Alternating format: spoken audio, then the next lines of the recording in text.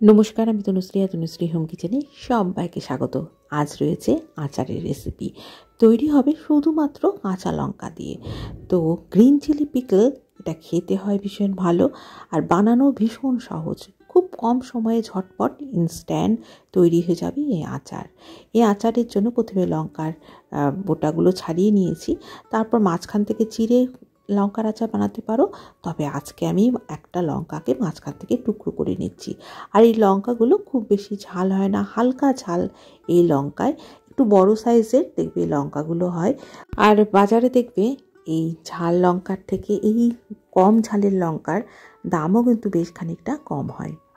তো প্রথমে আমি একটা আচারের মশলা বানিয়ে নেব। এই জন্য 1 চামচ করে জিরে, ধনে আর মৌরি নিয়ে নিয়েছি। মৌরিতে কিন্তু আচারের ফ্লেভারটা খুব ভালো হবে। আর সর্ষে নিয়েছি 3-4 চামচ, কালো সর্ষে, সাদা সর্ষে 2 চা চামচ, হাফ চামচ নিয়েছি মেথি। মেথি দিলে কিন্তু এই আচারের টেস্ট আর ফ্লেভারটা বেশ ভালো লাগবে। সমস্ত মশলার সাথে আমি একটা শুকনো লঙ্কা দিয়েছি, যেহেতু লঙ্কাগুলো একদমই ঝাল ছিল না। আচ্ছা, যদি মনে হয় তোমাদের লঙ্কাগুলোতে ঝালের পরিমাণটা বেশি রয়েছে, তাহলে শুকনো লঙ্কাটা স্কিপ করতে পারো। আর আচারের সমস্ত মশলা ড্রাই রোস্ট করার সময় গ্যাসের ফ্লেম একদম কমিয়ে দিতে হবে। তো কম আছে আমি সমস্ত মশলা হালকা করে ভেজে নিয়েছি। তো মশলা ঠান্ডা হলে সেটা আমি গুঁড়ো করে রাখবো।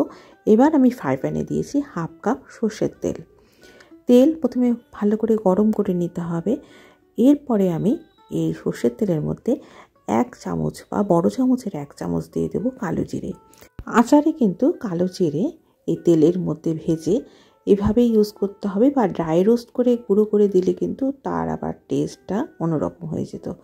তো এখানে আমি কালো জিরে হালকা করে ভেজেছি কয়েক সেকেন্ড। এরপরে আমি কাঁচা লঙ্কার টুকরোগুলো দিয়ে দেব। এখানে প্রায় 400 গ্রাম কাঁচা লঙ্কা রয়েছে, তার সাথে 1 টেবিল চামচ দিয়ে দেব নুন। তো লবণ দিয়ে ভালো করে হালকা করে ভেজে নেব, খুব বেশি না, মিনিট 2-3 ভাজলেই দেখবে লঙ্কাতে একটা স্পট চলে আসবে, এটা ভাজার একটা সাদা সাদা স্পট চলে আসবে, এই অবধি ভেজে নিতে হবে। তো আমি মাঝারি আছে 2 মিনিট ভেজে নিয়েছি। এরপরে আগে থেকে যে মশলাটা আমি গুঁড়ো করে রেখেছিলাম, তো মশলাটা ঠান্ডা হয়ে গেছে। এরপরে আমি মশলা গুঁড়ো করে নিয়েছি। আর এই মশলাটা কিন্তু আধ ভাঙা করে গুঁড়ো করে নিতে হবে। আর এই মশলাটা যদি বেঁচেও যায়, দেখবে আচারে দেওয়ার পর যদি বেঁচে যায়, তাহলে তোমরা অনেক রান্নাতে ব্যবহার করতে পারবে। আচারি কোনো মশলা দিয়ে যেসব রান্না হয়, মাংসে বা পনিরে দিয়ে রান্না করতে পারবে। তো আমি আজকে এই আচারের জন্য 400 গ্রাম কাঁচা লঙ্কা রয়েছে, এই জন্য আমি 4 চা চামচ মতো এই মশলা এই লঙ্কার সাথে মিশিয়ে নেব। তো তেলের সাথে মশলা খুব ভালো করে মেশানোর সময় আমি হাফ চামচ হলুদ দিয়েছি। হলুদটা মশলার সাথে গুঁড়ো করার সময় দেওয়া যেতে পারে, তাই আমি পর থেকে এটা অ্যাড করে দিয়েছি। হলুদটা দেওয়ার পর মিনিট খানেক একটুখানি নেড়ে ছেড়ে সব শেষে আমি ভিনিগার অ্যাড করেছি প্রায় 4 টেবিল চামচ মতো, বা 1/4 কাপ। ভালো করে ভিনিগারটা মিশিয়ে গ্যাসের ফ্লেম বন্ধ করে দিতে হবে।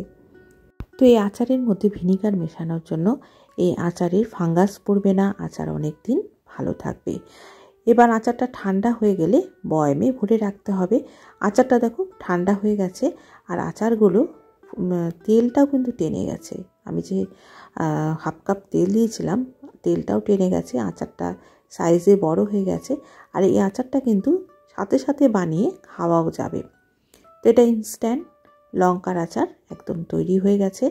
আর এটা খেতে ভীষণ ভালো লাগে, রুটি পরোটার সাথেও বেশ ভালো লাগবে, বা ডাল ভাতের পাতে এই লঙ্কার আচার অপূর্ব লাগে। আর এই লঙ্কার আচার দিয়ে অনেক কিছু রেসিপি বানাতে পারবে। আলু পরোটার স্টাফিংয়ের মধ্যে এই লঙ্কার আচার দিয়ে দেখতে পারো, বা আলুর দমে দিয়ে দেখতে পারো, ভীষণ টেস্টি হবে। তো বন্ধুরা, দেখে নিলে কত সহজে কম সময়ে ঝটপট ইনস্ট্যান্ট লঙ্কার আচার তৈরি হয়ে গেল, যেটা খেতে ভীষণই টেস্টি হয়। আর এই আচার যদি 1 বছর বা অনেক দিন ধরে রেখে খেতে চাও, তাহলে মাঝে মধ্যে রোদে দিতে হবে। আর রোদ লাগানোর সময় আচারটা তলা দিয়ে একটু চামচ দিয়ে নাড়িয়ে ওপর নিচ করে দিতে হবে। তো এইভাবে আচার তোমরা বহুদিন বাইরে রেখেই খেতে পারবে। এটা ফ্রিজে রাখার দরকার নেই, বাইরেই অনেক দিন ভালো থাকবে।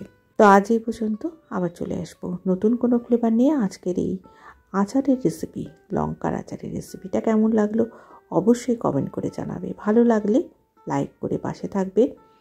আজকে কোনো নতুন বন্ধু থাকলে সাবস্ক্রাইব করে রেখো এই ধরনের সহজ নিত্য নতুন রেসিপির আপডেট পাওয়ার জন্য। সকলে ভালো থেকো, ধন্যবাদ।